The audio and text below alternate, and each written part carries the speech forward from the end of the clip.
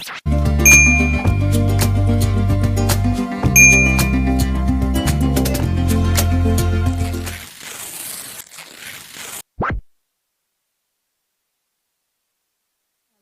Official, dimanapun Anda berada, kembali lagi bersama saya Yudita Mujisari di podcast official IKP Official, Informasi Cerdas Masyarakat Sejahtera. Selamat datang kembali. Di episode ini saya akan membahas sedikit tentang bagaimana cara mengenal toksik dan cara menghindarinya di lingkungan pekerjaan. Ya, jadi toksik itu adalah biasa disebut dengan istilah yang digunakan untuk menggambarkan sesuatu yang merusak. Ya, dalam konteks hubungan interpersonal atau lingkungan kerja, biasa istilah toksik ini digunakan untuk menjelaskan perilaku atau situasi yang merugikan, merusak atau tidak sehat bagi kesejahteraan individu atau kelompok. Ya, perilaku atau situasi toksik ini juga dapat mencangkup beberapa hal seperti kritik yang berlebihan, di mana kalau kita memberi kritik yang konstruktif adalah bagian normal dari interaksi manusia, tetapi kritik yang berlebihan ini biasa bertujuan untuk merendahkan orang lain dan dapat menjadi toksik. Ya, juga pengabaian emosional, ketidakpedulian terhadap perasaan atau kebutuhan emosional orang lain, baik dalam hubungan pribadi maupun lingkungan kerja, juga biasa dapat menciptakan suasana yang tidak sehat dan menyebabkan ketidakseimbangan dalam lingkungan pekerjaan.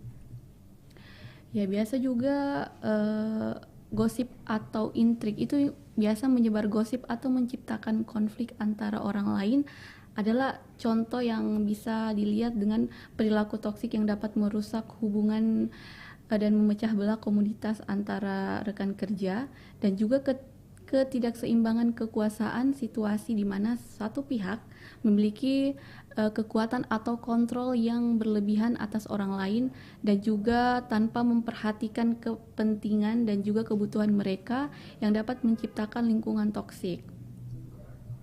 Ya, jadi itu bagaimana pentingnya untuk kita mengenal dan menghindari perilaku toksik bagi baik sesama penerima maupun pelaku, karena dapat berdampak negatif pada kesejahteraan dan hubungan individu antar sesama rekan kerja. Dan juga kita harus memahami dan memperbaiki pola perilaku toksik itu sangat merupakan langkah penting untuk menciptakan lingkungan yang sehat, aman, dan juga mendukung bagi semua orang.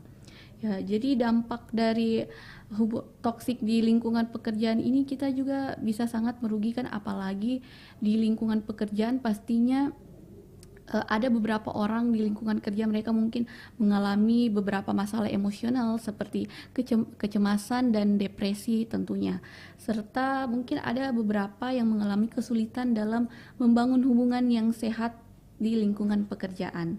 Ya, jadi bagaimana cara kita bisa menghindar agar kita tidak jatuh ke dalam pola toksik itu di lingkungan kerja? Pertama-tama pentingnya untuk kita sama-sama mengakui dan memahami pola-pola perilaku yang tidak sehat. Ya, jadi ini bisa memerlukan refleksi diri yang mendalam dan kesediaan untuk berubah. Komunikasi yang berubah dan jujur juga sangat penting dalam mencegah pola toksik, utamanya di lingkungan pekerjaan. Ya, kita juga perlu merasa nyaman untuk mengungkapkan perasaan dan pikiran mereka tanpa takut akan kritik, apalagi di dunia pekerjaan.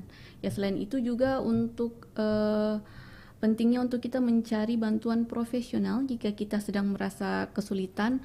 Tentunya dalam mengatasi pola toksik ini kita juga bisa pergi ke konseling keluarga atau biasa terapi individu dapat memberikan dukungan dan saran yang diperlukan untuk memecahkan masalah. Ya, jadi kita ini memiliki tanggung jawab yang besar untuk menciptakan lingkungan yang aman dan mendukung bagi lingkungan pekerjaan kita. Dengan menghindari pola-pola perilaku toksik, kita juga dapat membantu mereka untuk tumbuh menjadi individu yang kuat dan percaya diri. Ya, menghindari perilaku toksik di lingkungan kerja ini menjadi sebuah tantangan tentunya, tetapi ada beberapa hal atau ada beberapa langkah yang akan kita ambil untuk menjaga kesehatan mental dan juga mengurangi dampak negatifnya. Ya, jadi ada beberapa hal, yaitu kita harus tetap profesional, selalu berusaha untuk menjaga profesionalisme dalam interaksi dengan rekan kerja, atasan dan bawahan, dan juga kita harus menghindari terlibat dalam gosip atau konflik pribadi yang tidak relevan dengan pekerjaan. Jadi marilah kita coba untuk menjalin hubungan yang baik dengan rekan kerja yang mendukung dan positif, bergaul dengan orang-orang yang memiliki sikap baik, membantu menciptakan lingkungan kerja yang menyenangkan dan produktif. Ya, jadi itu pentingnya untuk menetapkan batasan yang sangat jelas untuk kehidupan pribadi antara profesional.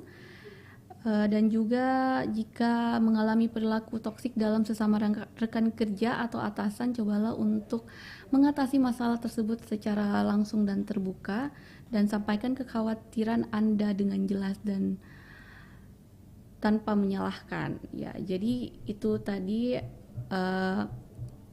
pembahasan kita tentang mengenal toksik di lingkungan pekerjaan dan cara menghindarinya.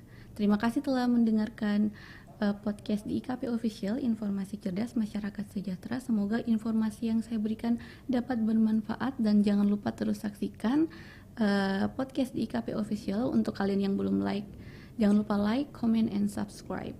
Sampai jumpa di podcast selanjutnya.